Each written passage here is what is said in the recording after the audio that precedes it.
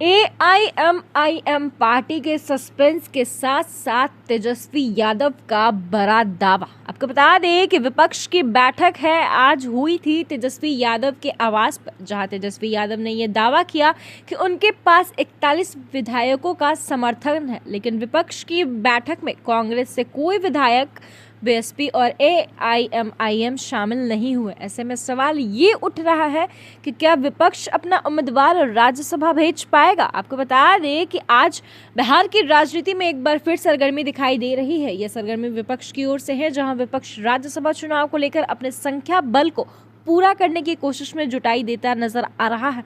विपक्ष की अगुवाई में आरजेडी कर रही है, लिहाजा आरजेडी का दावा है कि उसके पास 41 विधायक है, जिसके बलबूते पर वो अपने कैंडिडेट को राज्यसभा भेज सकती है। सिर्फ इतना ही नहीं, आपको बता दें कि बैठक का मूल उद्देश्य राज्यसभा प्रत्याशी के लिए संख्या बल का अनुमान लगाया गया था। हालांकि तेजस्वी यादव इस दौरान अस्वस्थ नजर आए, लेकिन उन्होंने पत्रकार से बातचीत के दौरान ये बताया कि उनके पास पर्याप्त संख्या बल है और वो अपने कैंडिडेट को राज्यसभा भेज सकते हैं। मगर इस बैठक के दौरान भी कांग्रेस के कोई विधायक नहीं दिखे। गौर करने की बात यह है कि भले ही तेजस्वी यादव आरजेडी नेता और कांग्रेस के नेता ये दावा कर रहे हो कि विपक्ष एकजुट है, मगर कांग्रेस के करीब 4 विधायक तेजस्वी यादव के बुलाने पर भी उनके आवास आज बैठक में नहीं पहुंचे थे।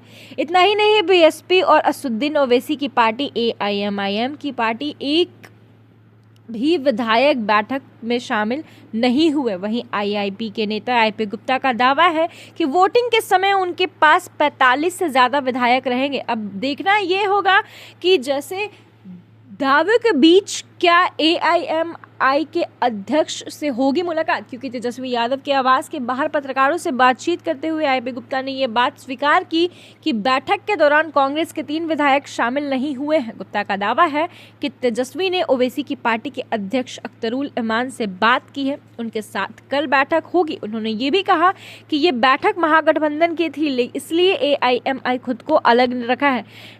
लेकिन ऐसे में सवाल ये उठता है कि जब एआईएमआईएम खुद को महागठबंधन का हिस्सा नहीं मानती या वो खुद को महागठबंधन से अलग रखती है, तो क्या वो महागठबंधन के कैंडिडेट को राज्यसभा भेजने के लिए वोट करेगी?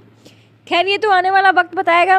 मगर इस वक्त बिहार की राजधानी में आरजेडी अपने कैंडिडेट को राज्यसभा भेजने के भुगत में जुटी हुई दिखाई दे रही है। इसी कड़ी में वो सभी विपक्षी पार्टियों को एकजुट करने के कवायद में लगी है। सिर्फ इतना ही नहीं, अब देखना यह दिलचस्प होगा कि कल जो कि एआईएमआईएम के अध्यक्ष से बैठक होगी, उसमें कल वो मौजूद होते हैं या नहीं, या क्योंकि ये सवाल और ये बैठक महागठबंधन का है। राज्यसभा में जिस तरीके से बिहार की चुनौती अभी उथल पुथल नजर आ रही है, जिस तरीके से नीतीश कुमार अपना पद छोड़कर राज्यसभा की ओर बढ़ गए हैं, वहीं निशांत कुमार की नीति में एंट्री भी हुई है।